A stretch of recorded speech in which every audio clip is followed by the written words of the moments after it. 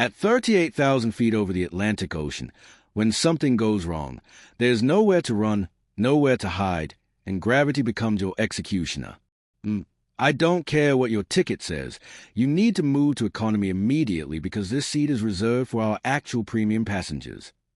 Nadia Whitmore rose slowly from seat 1A, her trained eyes already cataloging the irregular vibration in the port-side engine, the faint smell of burning hydraulic fluid, and the captain's slurred pre-flight announcement, signs any veteran pilot would recognize as catastrophic system failures waiting to happen. Captain Derek Hutchins stood in the cockpit doorway with his arms crossed, his face flushed with the arrogance of a man who'd never been challenged, dismissing her quiet warning about the engine signature with contemptuous wave. "I've been flying for 20 years. I think I know my own aircraft." Then came the sound that makes every pilot's blood run cold, a grinding metallic shriek from beneath the fuselage, followed by the violent shudder of a compressor stall. He'd humiliated her, forced her from her seat, and silenced her warnings, not knowing she was Commander Nadia Whitmore, former Navy fighter pilot, aerospace engineer, and the billionaire owner of Whitmore Aviation Group, which had just acquired this airline 3 weeks ago. 42 minutes earlier. Delta Flight 447, New York JFK to London Heathrow. First-class cabin, seat 1A. Nadia Whitmore settled into a seat with the practiced efficiency of someone who'd spent 20 years in military cockpits before she'd ever owned one. At 4-7, she was lean and sharp-featured, her close-cropped natural hair just beginning to show silver at the temples. She wore a simple black turtleneck and jeans, no jewelry, no designer labels, nothing to announce who she was. That was intentional. She'd flown commercial exactly 3 times since her company acquired majority shares in 6 regional airlines. This was reconnaissance. She wanted to see her newest acquisition, Atlantic Coast Airways, operating as Delta Connection, from a passenger's perspective. What she'd seen so far wasn't impressive. The boarding process was chaotic. The cabin crew seemed undertrained. And most concerning, during the pre-flight walk-around she'd observed from her window, the ground crew had completely missed a hydraulic fluid leak near the port landing gear. She'd made a mental note to review maintenance protocols. But first, she had an 8-hour flight to endure. She pulled out her tablet, queued up the aircraft's maintenance log she'd had her assistant send over, and began reading. That's when Captain Derek Hutchins appeared. "Excuse me." Nadia looked up. "Yes. I'm Captain Hutchins. I'll be flying us to London today." His smile was professional, but his eyes were already scanning her, assessing, judging. "I need to see your boarding pass, please." Nadia handed it over without comment. First class. Seat 1A. Paid in full. Hutchins frowned. "HM.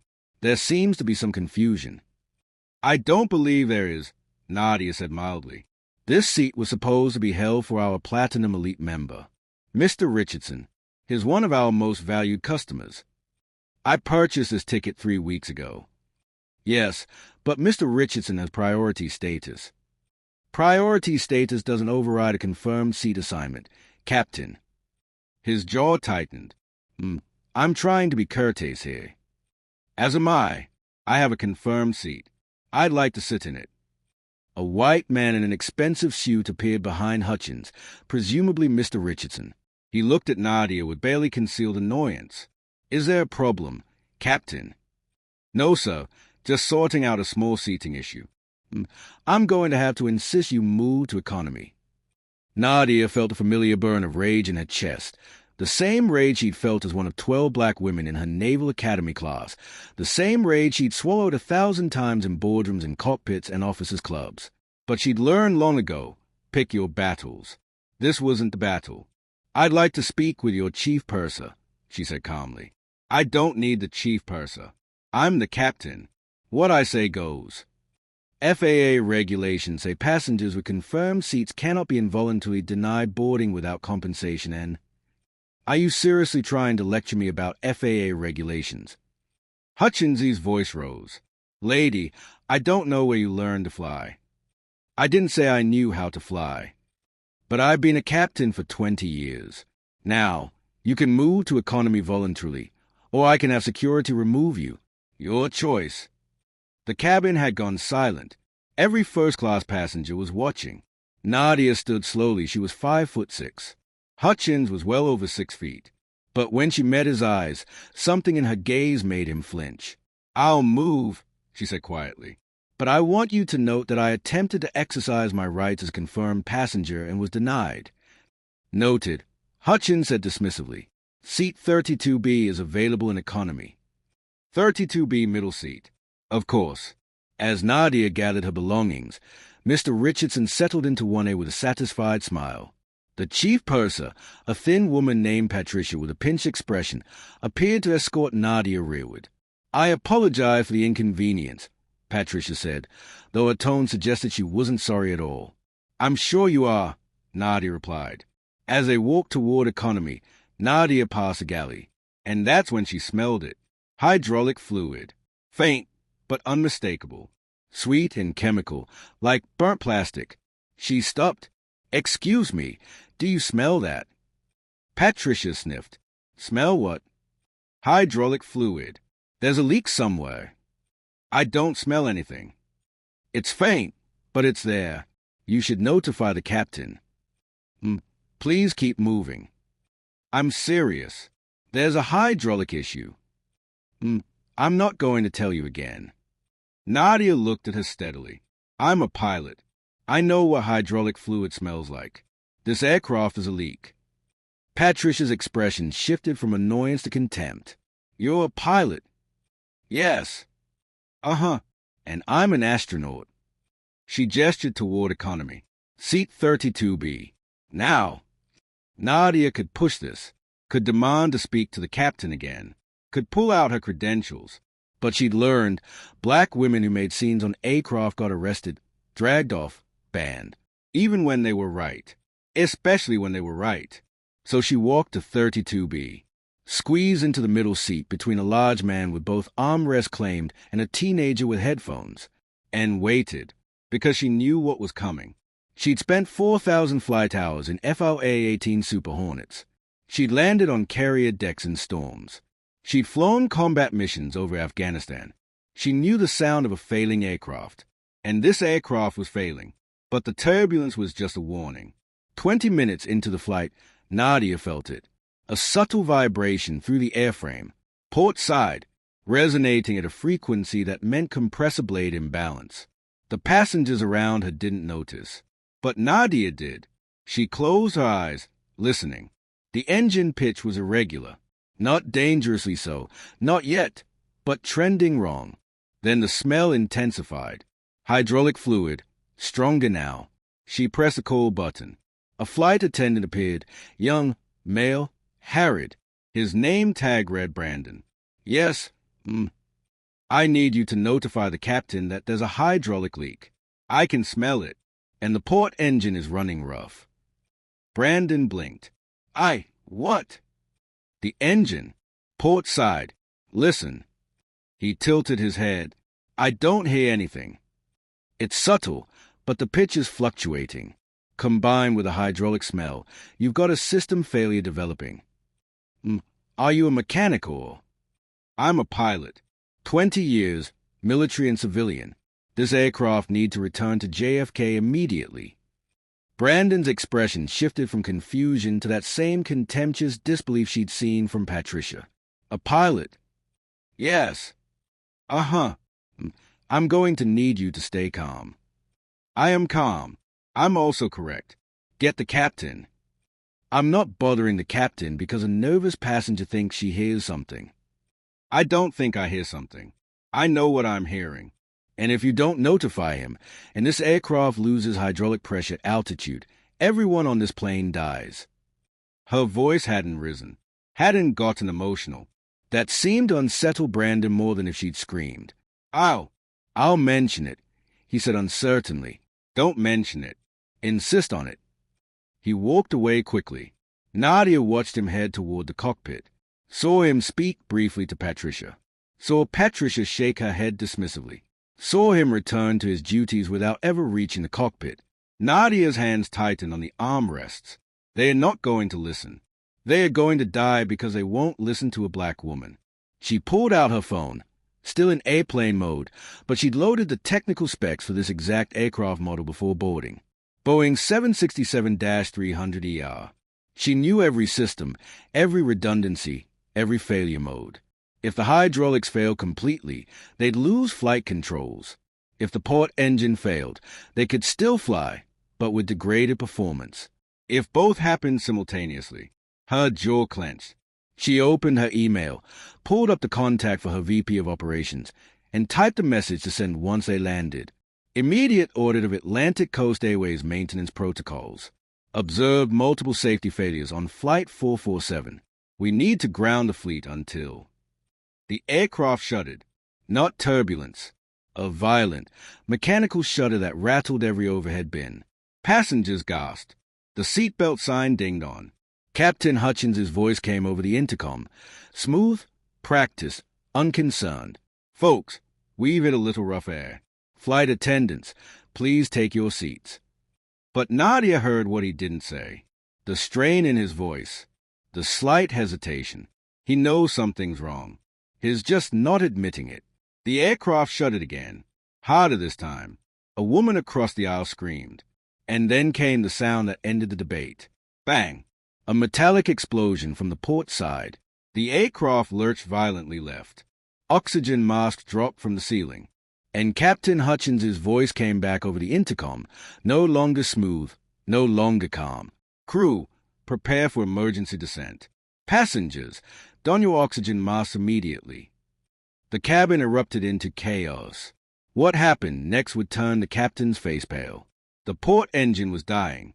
Nadia could hear it in the faltering whine, see it in the way the aircraft was yawing left, feel it in the uneven thrust. Around her, passengers were screaming, crying, praying. The man beside her was hyperventilating into his oxygen mask. The teenager was sobbing. Nadia sat perfectly still, mask on, mind racing through emergency protocols. Dual hydraulic failure. Engine out. At altitude over the Atlantic. Nearest divert airport. Boston. Maybe 300 miles. Can a 767 make it 300 miles on one engine with compromised hydraulics? Maybe, if the pilots are good, if they don't panic, if they make every decision correctly. She listened to the engine sounds, felt the aircraft's descent rate. Too steep. They were dropping too fast. Come on, level it out. Reduce descent rate. You're going to overload the good engine. But the descent continued, steep, uncontrolled. The cabin lights flickered. Someone was screaming about how they were going to die. Someone else was filming on their phone. And then Patricia's voice, shaking badly, came over the intercom. If there is a pilot on board, please identify yourself immediately. We need a pilot. The words hung in the air like a surreal dream. Nadia's hands tightened on her armrests. Patricia's voice again. Please, if anyone has flight experience, any experience at all, we need you in the cockpit right now. The man beside Nadia turned to her, eyes wide above his oxygen mask. You said you were a pilot. I am. Then Geo. Nadia unbuckled. The aircraft was shaking violently now, the descent terrifying. She made her way forward, fighting against the angle, grabbing seat backs for balance. Patricia saw her coming and her face went white. You said? I'm a pilot. What happened? Captain Hutchins collapsed. First officer is trying to fly, but he says the controls aren't responding right, and he doesn't know what to do. Hydraulic failure. I warned you. Patricia's face crumpled. I'm sorry. I'm so sorry. I should have listened. Later. Right now I need in that cockpit. Patricia practically threw open the cockpit door. Inside was controlled chaos. Captain Hutchins was slumped in the left seat, unconscious. She'd been right about the slurred speech, likely a stroke or heart attack.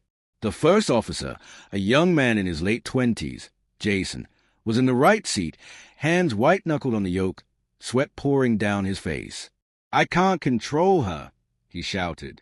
The hydraulics are gone. She's not responding. How many flight hours do you have? Nadia demanded.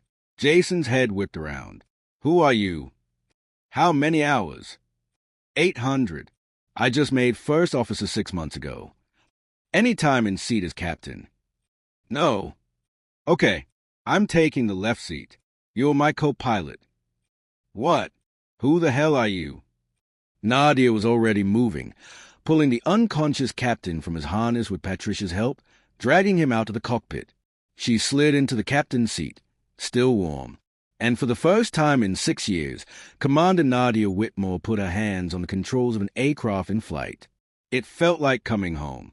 And then, the cockpit door closed behind her. Who are you? Jason demanded again. Nadia's hands were already moving across the instrument panel, eyes scanning readouts. Port engine. Failed. Hydraulic system A. Offline. Hydraulic system B. Degraded. Losing pressure. Altitude. 28,000 feet and dropping at 3,500 feet per minute. Airspeed. Too slow. Approaching stall. My name is Commander Nadia Whitmore. Former U.S. Navy. 4,000 flight hours, including carrier landings and combat missions. I'm also the owner of Whitmore Aviation Group, which acquired this airline 3 weeks ago. She glanced at him. And right now, I'm the only person on this aircraft who can land it. So I'm going to need you to stop asking questions and start following orders.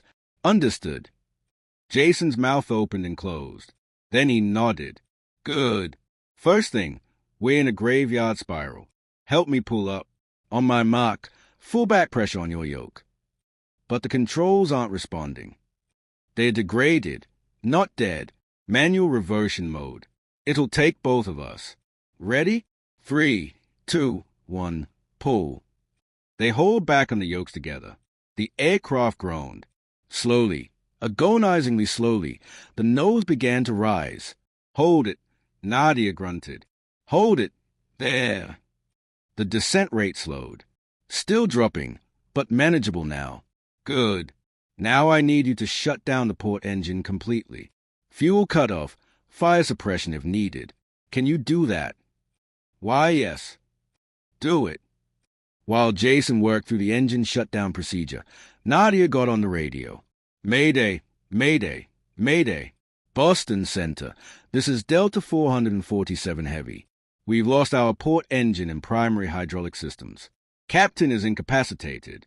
Emergency landing requested at nearest suitable airport. The response was immediate. Delta 447, Boston Center copies your mayday. We show you currently 280 miles northeast of Boston Logan. Nearest suitable airport is Halifax International in Nova Scotia, 150 miles north of your position. Can you make Halifax? Nadia ran the calculations in her head. 1 engine. Minimal hydraulics. 150 miles. Affirmative, Boston. Requesting vectors to Halifax and emergency services on standby. Delta 447. Turn left heading 320. Descend and maintain 15,000. Halifax is being notified. Emergency equipment will be in position. Nadia banked the aircraft, or tried to. The controls were sluggish, unresponsive. It took both her and Jason working together to achieve even a shallow turn. This is bad, Jason whispered. It's manageable, Nadia said firmly. We've got 1 good engine, partial hydraulics, and 150 miles. I've landed on carrier decks with less. I haven't. Then it's your lucky day. You're about to learn. She keyed the intercom.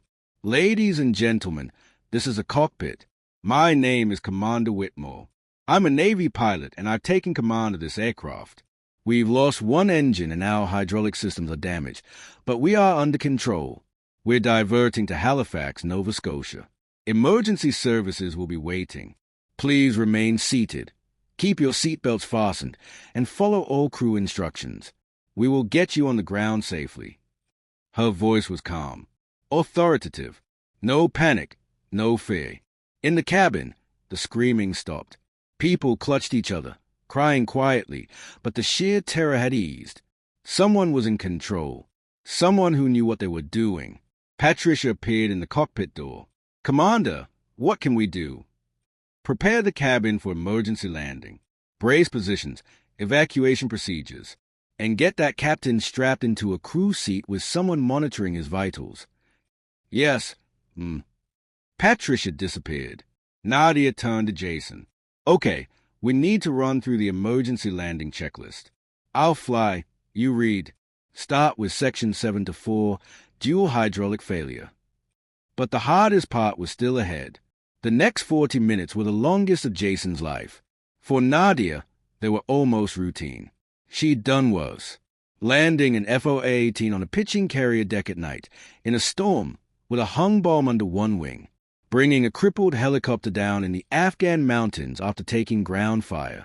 This was bad, but it wasn't the worst. Delta 447, Halifax approach. You're currently 40 miles out. Winds are 290 at 15 knots.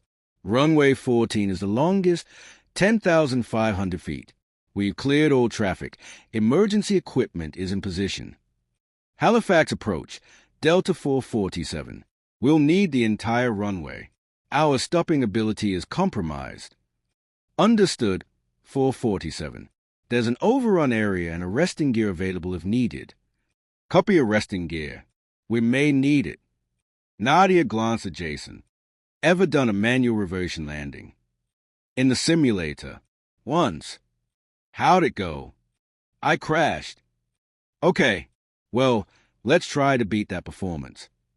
Jason let out a slightly hysterical laugh. Nadia allowed herself a small smile. Fear was fine. Panic was not. Fear kept you sharp. Okay, landing checklist. I need you to help me get the gear down. No hydraulics means manual extension. The handle is... She talked him through it. 30 miles out, the landing gear clunked down and locked. 3 green lights. 1 small victory. Flaps are going to be a problem, Nadia said. We've got minimal hydraulic pressure. We'll get maybe 15 degrees, not the full 30. That means we'll be coming in fast. Very fast, which is why we need every inch of that runway. 20 miles out, Nadia could see the coast of Nova Scotia out the windscreen. The aircraft was wallowing, difficult to control. Every input took 2 or 3 seconds to register, like flying through molasses. Delta 447, you're cleared to land runway 14. Wind now 280 at 12. Cleared to land, Delta 447. 10 miles. Nadia began the final descent. Without proper hydraulics, every adjustment was a wrestling match. Too much input and they'd overcorrect. Too little and they wouldn't respond at all. Airspeed 180, Jason called. We're too fast. I know.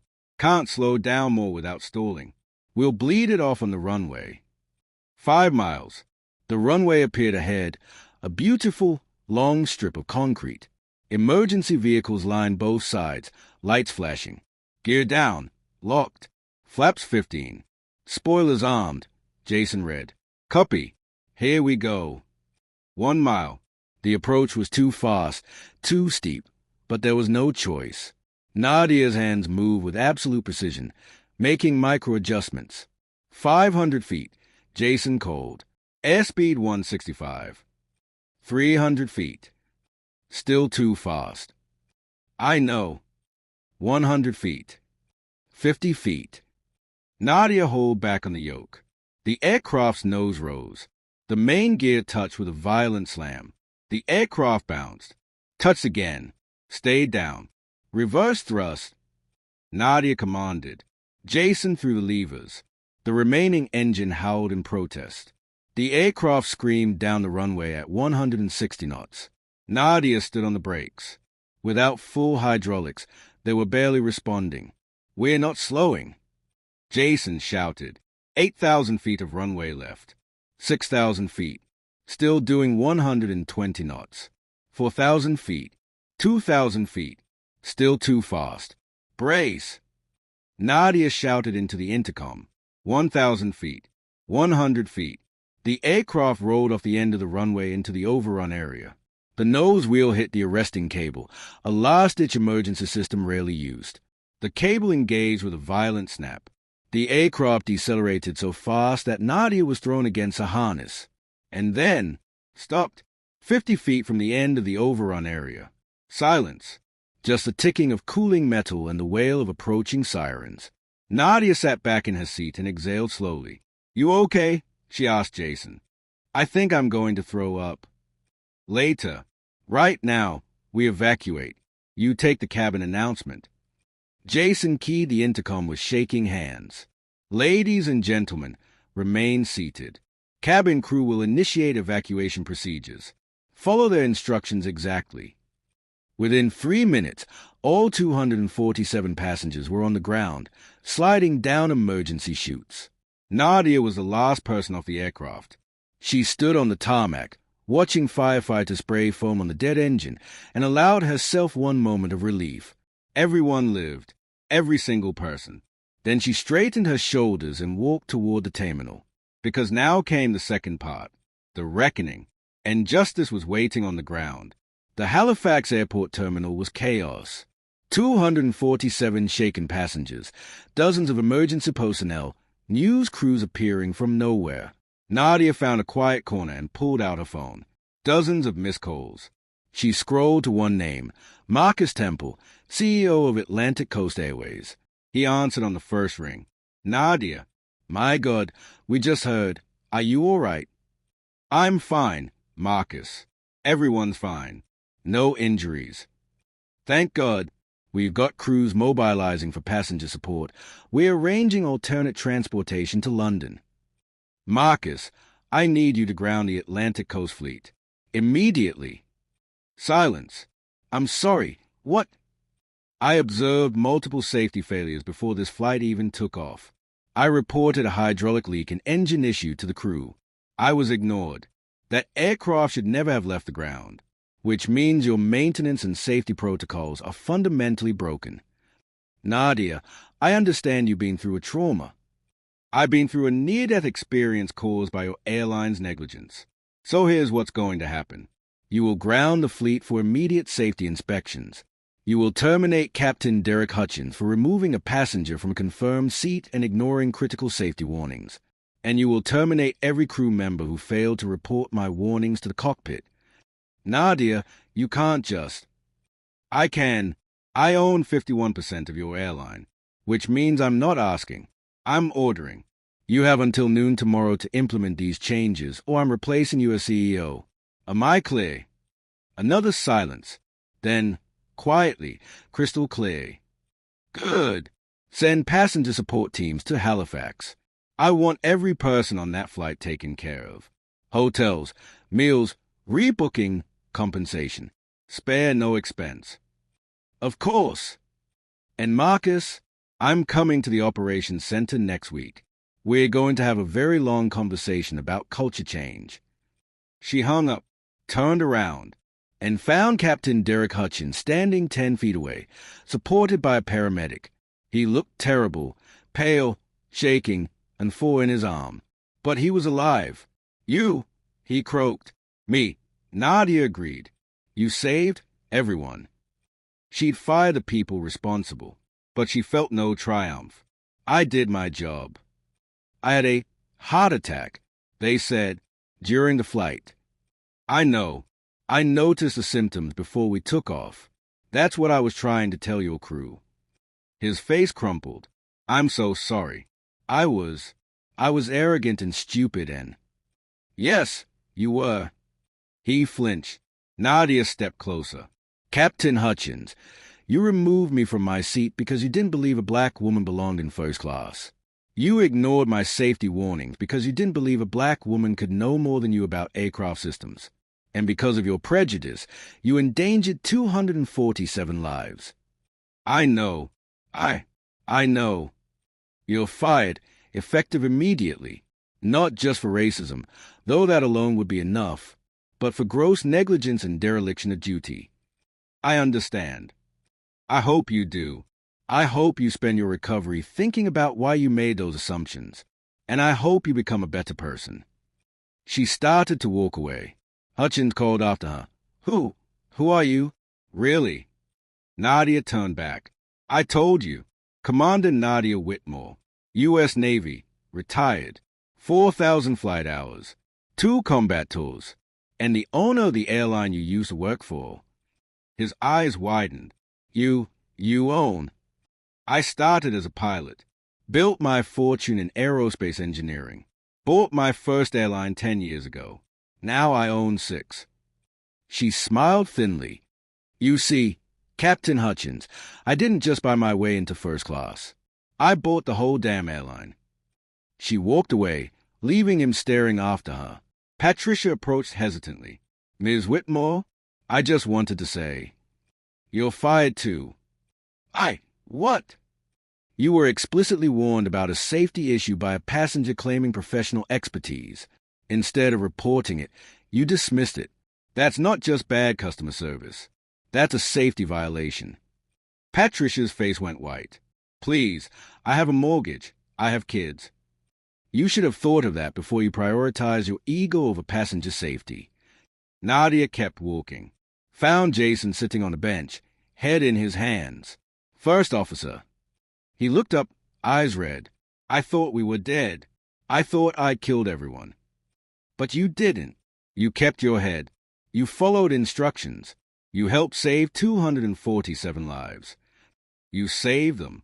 I just didn't crash. That's all any pilot does. In the end, we just don't crash. She sat beside him.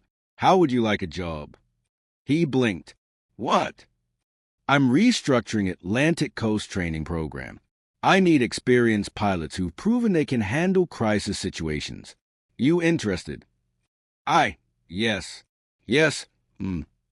Good. Report to our operations center next Monday. We'll discuss the details. She stood, started to leave. Jason called after her, Commander, thank you for everything. Thank me by becoming the kind of captain who listens when passengers report safety concerns, no matter who they are. I will. I promise. Nadia nodded and walked on. Outside the terminal, a black SUV was waiting. Her VP of Operations, Sarah Cruz, got out. I chartered a jet the second I heard. Are you really okay? I'm tired, Sarah. I bet. Come on, let's get you home. As the SUV pulled away from the terminal, Sarah glanced over. The media is going crazy. Billionaires save flight. They want interviews. No interviews. Nadia, this is incredible publicity. I don't want publicity for doing my job. I want our airlines to be safe enough that I never have to do this again. Sarah nodded slowly. Understood. What about the other passengers? Mr. Richardson, the one who took your seat, has been calling media outlets claiming you endangered the flight by causing a disruption. Nadia smiled coldly. Let him talk. I have 247 witnesses who will testify I saved their lives. His credibility is zero. An Atlantic Coast. Full safety audit. Anyone who failed their responsibilities gets terminated. New training protocols. New maintenance standards. I don't care what it costs. The board won't like that. I don't care what the board likes. I own the company. They work for me. Sarah grinned. God, I love working for you. Nadia leaned her head back against the seat and closed her eyes. She'd saved 247 lives today. She'd exposed massive safety failures. Only exhaustion and anger that it had come to this at all. But her fight was just beginning. 3 weeks later, Nadia stood in front of the entire Atlantic Coast Airways board of directors. The conference room was silent. On the screen behind her, detailed reports of the safety audit. 12 aircraft found with maintenance deficiencies. 4 to 7 crew members terminated for safety violations. 16 managers fired for inadequate oversight. And a $47 million investment in new training, equipment, and protocols. Some of you, Nadia said, have suggested these measures are too extreme, too expensive, bad for shareholder value. She turned to face them. Let me be clear. I don't care about shareholder value more than I care about passenger safety. If you disagree with that priority, you can resign. Today. No one moved. Good. Because here's the reality. 3 weeks ago, one of our aircraft nearly crashed because we failed at every level. We failed to maintain the aircraft. We failed to listen to safety concerns. We failed to train our crew properly. And 247 people nearly died. She clicked to the next slide. Faces. Dozens of them. These are the people who live because I happened to be on that flight. A kindergarten teacher. A cancer researcher. A father of 4. A college student going to study abroad. They lived because I had the skills to save them. Click. But what about the next flight? And the one after that? We can't count on a combat pilot happening to be on board every time we fail. Click. So we're going to fix our failures. Completely. Permanently. No exceptions. She set down the remote. This company was built on the promise of safe, reliable air travel. We broke that promise. We're going to earn it back. Questions? Silence. Then one board member, an older white man named Harrison, raised his hand. Ms. Whitmore, I want to acknowledge that you were right. About everything. The safety issues, the culture problems, all of it. And I apologize for initially opposing your reform plan. Thank you, Harrison. Another board member spoke. I have a question. What about compensation for the passengers on Flight 447? Already handled. Every passenger received a full refund, compensation for trauma and inconvenience, and free travel for a year. Total cost, $2.3 million. Worth every penny. And the lawsuits? There are none. Most passengers have expressed gratitude, not anger. A few have sent donations to naval aviation charities in my name. The room absorbed this. Then one more question. What about you, Ms. Whitmore? How are you doing? Nadia paused. I'm angry, she said honestly. I'm angry that I was dismissed and humiliated. I'm angry that my expertise was ignored because of my race and gender. And I'm angry that it took a near disaster for people to listen. But I'm also hopeful, because we have a chance to build something better.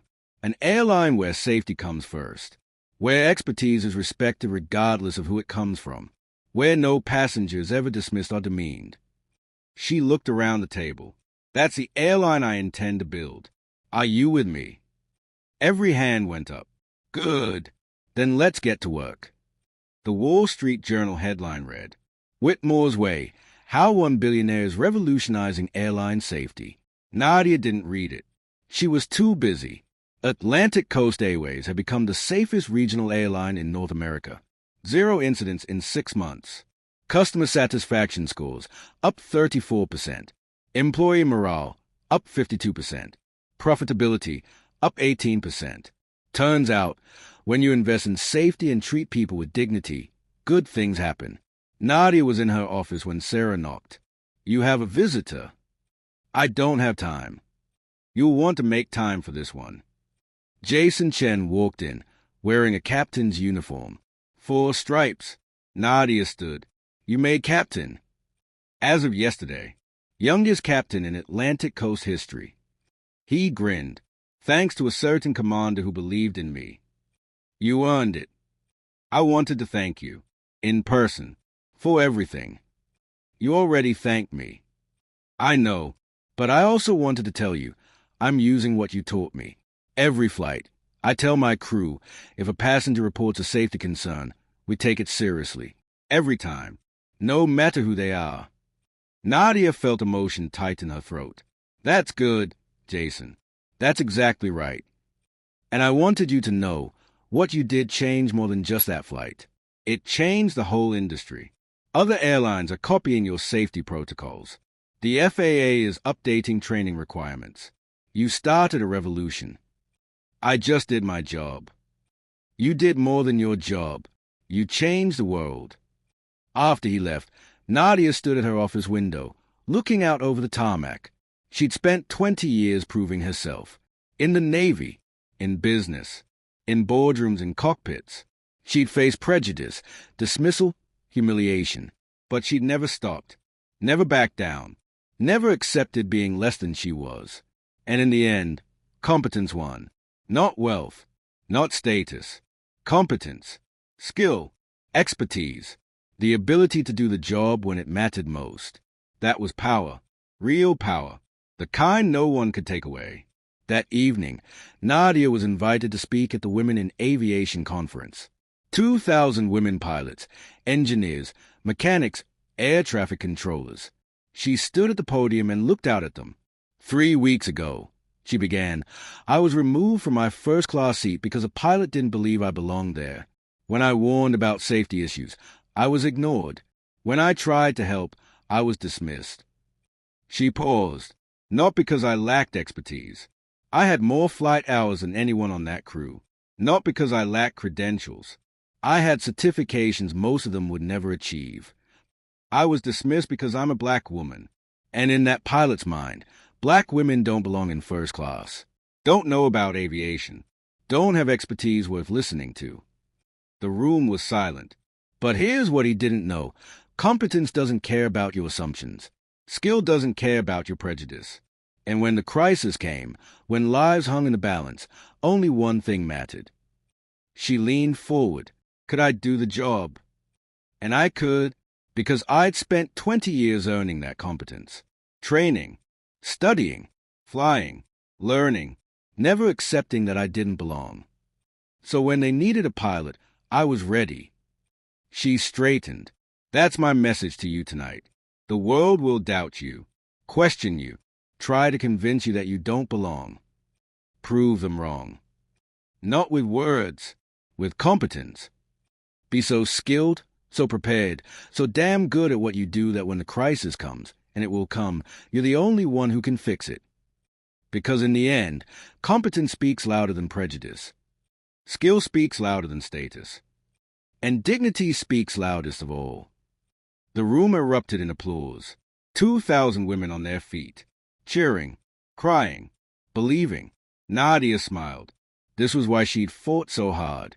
Not for herself. For them. For every woman who'd been told she didn't belong. For every person dismissed because of race, gender, age, appearance. For everyone who'd ever been underestimated. She'd shown them what was possible. Not through wealth. Not through status. Through competence. Through skill. Through the quiet, unshakable certainty that she belonged. Wherever she was. Whatever she did. She belonged. And so did they. 1 year later, Nadia received a letter. It was from a young black woman named Aria, 23 years old, newly hired as a first officer at Atlantic Coast Airways. Dear Commander Whitmore, I'm writing to thank you, not just for saving Flight 447, though that was incredible, but for showing me what's possible. I grew up poor, single mom, bad neighborhood. Everyone said I'd never make it out. Definitely said I'd never be a pilot. But I saw your story. I watched you take command of that aircraft. I saw a black woman who belonged in the cockpit because she'd earned it.